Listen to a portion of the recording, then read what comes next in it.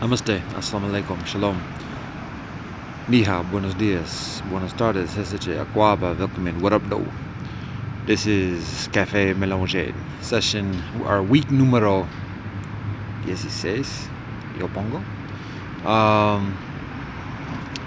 Ain't got much time for this joint, because storage issues. So I had a spiel to share, but at this point, I'm just going to share this joint. I recently complete this little summation. I'm working on a document of scriptural reasoning that advocates for Mélangé experience, that gives the endorsement, the validation, the legitimacy within mixed marriages, and based on what the teachings from different traditions say. So my spiel involved like what that process is, and it's still in the process of writing completion, but I've put together a brief summary from each of the different traditions of Tobadi Gokadao, Torah, Bhagavad Gita, Digha Nikaya, Dhammapada, Gospels, Quran, and Tao Te Ching. So rather than getting the whole spiel because of storage constraints, I'm just going to give this joint right here. Maybe I'll do a part dose and see how long that lasts, because with these joints I can record, and if the storage is out, it'll stop recording, and then I'll be like, oh, ain't got it. So I want to make sure that this goes through. Here we go. Again, this is just like a few lines from each thing, and it begins with a question. Same question for each one. What does the Torah teach concerning mixed marriages and our Mélangé experience? The Torah directly and explicitly forbids mixed marriage. The Torah repeatedly, and ultimately permits mixed marriage. In the intermediary, there is much commentary back and forth. Essentially, the Torah teaches that there is one law, uno law, prescribed by God, and each individual makes a decision whether to abide by that law. Those who abide by the law are commanded to marry only others who abide by the law. The Torah shares a narrative where many of the highest authorities who abide by the law marry women who come from people who abstain from abiding. That's for Torah. What does the Bhagavad Gita teach concerning mixed marriages and our Mélangé experience? The Bhagavad Gita begins and concludes by proclaiming prohibition against mixed marriage. Within the vast heart of the holy song, the Bhagavad Gita teaches to transcend the inherent differences that are perceived to exist between family groups. The primary differences involve designated occupation. Designated occupation is predicated upon previous behavior. Previous behavior is determined by desire for pleasure and aversion towards pain.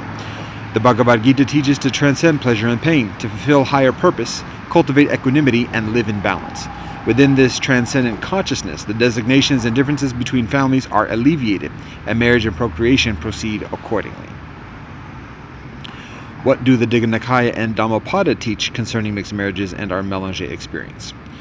The Digha Nikaya and Dhammapada teach monasticism and celibacy, abstinence from marriage altogether. The Digha Nikaya explains that it is primarily when considering marriage when people and families unduly evaluate each other. The Digha Nikaya and Dhammapada teach that the ultimate quality of an individual is the nature of wisdom and righteousness held and practiced by that individual. The highest form of wisdom and righteousness is increasingly accessible through the remote lifestyle provided through monastic celibacy. For those individuals who do marry and have children, there is a proscribed set of ethics that are optimal for harmony and well-being within the community. What do the Gospels teach concerning mixed marriages and our Mélangé experience? The Gospels teach that a man from any tribe can marry a woman from any tribe. The Gospels share a hidden teaching for those who are ready to live a spiritually devoted life beyond marriage. The Gospels explain that ultimate kinship between peoples is determined through the righteous kindness that people practice, and fellowship and allegiance are predicated upon this shared practice. I'm pause for that. Just to be clear, this is a little bit ambiguous, I'm noticing. This is newly written as well. It says here that the Gospels share a hidden teaching for those who are ready to live a spiritually devoted life beyond marriage. So what that means, beyond marriage, means, again, like within Buddhism, monastic celibacy. So I don't want there to be any uncertain terms about that. A spiritually devoted life beyond marriage means monastic celibacy. So there's that. What does the Quran teach concerning mixed marriages and our Mélangé experience? The Quran teaches a specific discipline of righteousness and explicitly forbids marriage between a practitioner of this discipline and a non-practitioner. The Quran provides further guidance for permissible intermarriage between a practitioner and a non-practitioner.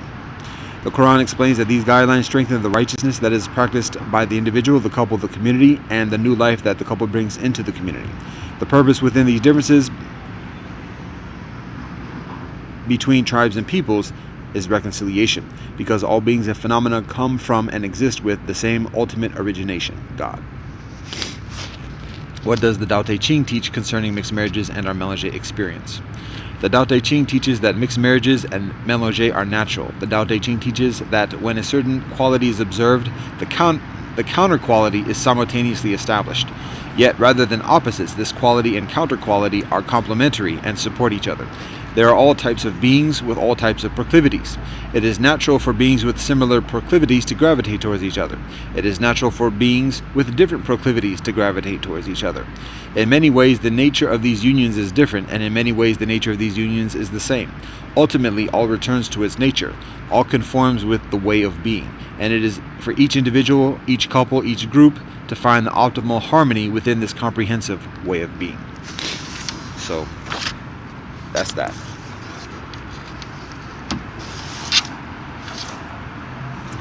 Namaste, assalamu alaikum, shalom, zaijian, adios, tay chakaris, asipin asamu wakilak friend. One love and peace.